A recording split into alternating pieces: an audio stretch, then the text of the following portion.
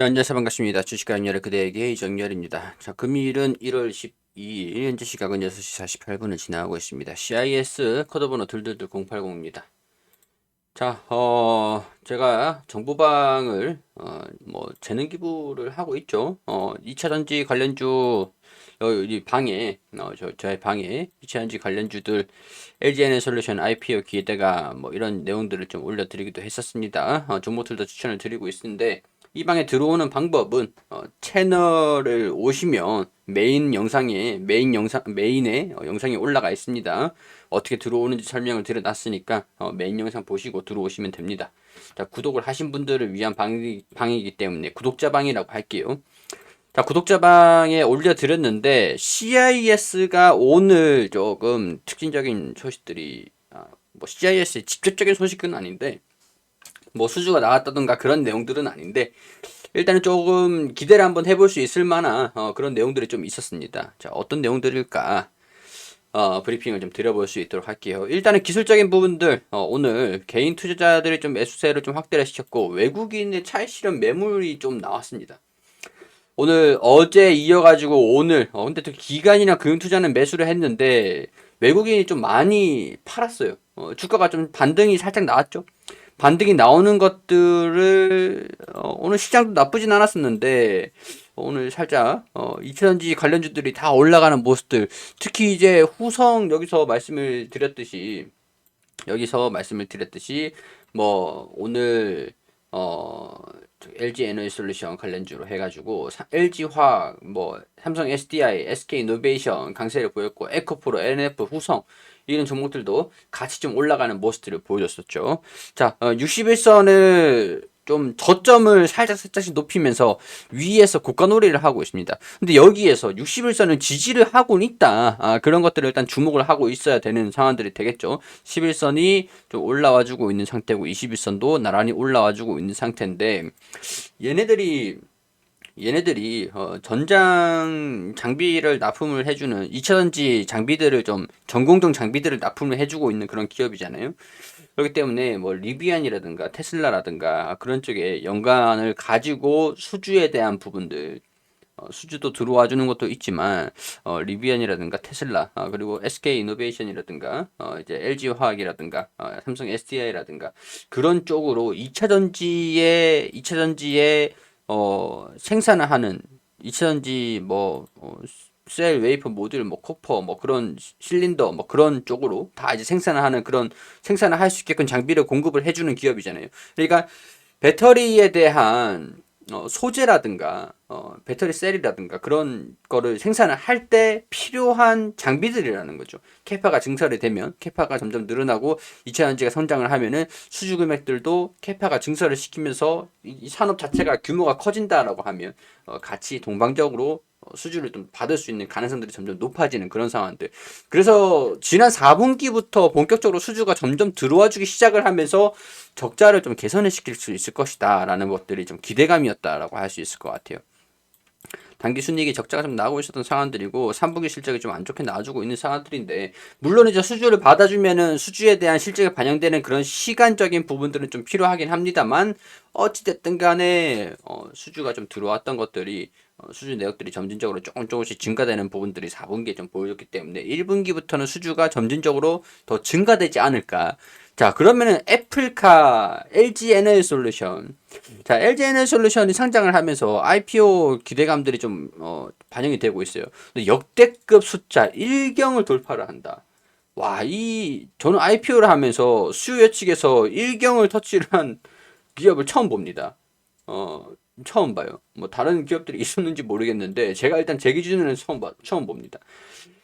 와, 1경을 돌파를 1경이라는 숫자가 가늠도 안 되는데 1500대 1 넘는 경쟁률 내 기관 투자자 사실상 30만 원을 확정을 지었다. 와, 경쟁률이 엄청날 것 같아요. 한 주 받기도 힘들 것 같은데. 자, 여기에서 이 LG에너지솔루션 1경을 수요 예측을 했다라는 내용들을 보면 자, 시가총액이 삼성전자 471조, SK하이닉스가 93조, LG에너지솔루션이 70조. 그러면 시총 3위예요. 시총 3위. 자, 그럼 시총 3위라는 의미가 뭘까? 의미가 뭘까? 자, 시총 3위다. 그러면은 코스피 지수를 추종하는 패시브 자금들 있잖아요. 추종하는 그런 펀드의 자금, 이차전지에서도, 이차전지 그 펀드들, 그런 자금들이 LG 에너지솔루션을 무시를 할 수가 없으니까 얘 비중을 높여야 되는 상황들이 온 거죠. 얘를 투자를 해놔야 되는 상황들이 온 거예요. 시가총액 3위를 어떻게 추종을 하기 위해서는 투자를 안 하고 추종할 수는 없잖아요. 그러니까 추종을 하기 위한 뭉칫돈이 몰린다. 그럼 이차전지 관련주들은 돈이 다른 종목들은 또 빠지면서 이차전지 관련주들 중에서도 LG 에너지솔루션은 돈이 다 몰릴 수가 있겠죠. 자, 다른 종목들의 비중이 100조 10억 가지고 추정을 하는 패시브 자금들을 이제 지수를 만든다고 하면은 그 한계가 있는 자금 속에서 비중을 리밸런싱을 해야 되잖아요. 그렇기 때문에 그 자금이 LG 에너지솔루션에 지금 단기적으로 좀 몰릴 것이다. 그렇게 되면은 2차전지 섹터 안에서 자금이 움직이고 있는 것들이랑 코스피 지수 내에서 움직이고 있는 그 자금들, 시가총액 상위 종목들, 그런 자금들이 LG 에너지솔루션으로 단기적으로 좀 몰릴 수가 있을 것 같습니다. 이 최대 하두인 것 같아요, 이게. 최대 하두인 것 같아요. 근데 CIS 같은 경우에는 다른 종목들은 좀 빠질 수도 있어. 근데 반등이 좀 나온 종목들도 있단 말이죠. 근데 CIS 같은 경우에는 반등이 좀 나오면서 올라가고 있는 모습들을 보여주고 있었던데 왜 올라가고 있을까? 약간 그런 생각들이 좀 들긴 했는데 오늘 조금 이 불확실성이 거쳐지는 그런 소식들이 좀 나온 것 같아요. 뭐냐? 애플카. 자, 애플카 유력 후보 지난 2021년 11월 3일 애플카 유력 생산 파트너로 떠오른 뭐 스피커가 칼트로부터 LFP 전구체 배터리 뭐 그런 거에서 이 CIS가 관련주로 좀 엮인 적이 있거든. 엮인 적이 있었어요. 자, 근데 오늘 기사가 좀 나왔네요. 애플카 협력사로 선정이 될 수 있을까? CIS도 관련 종목이다라고 말씀을 드렸었잖아요. 여기에서 보면 미 애플사가 실무진이 전기차 애플카 부품 공급 업체에 선정하기 위해 지난달 방한했다는 소식이 전해지자 관련 기업들의 매수세가 좀 몰리고 있는 상황들이다. 관련 기업들은 쭈르르르 이렇게 있는 상황들.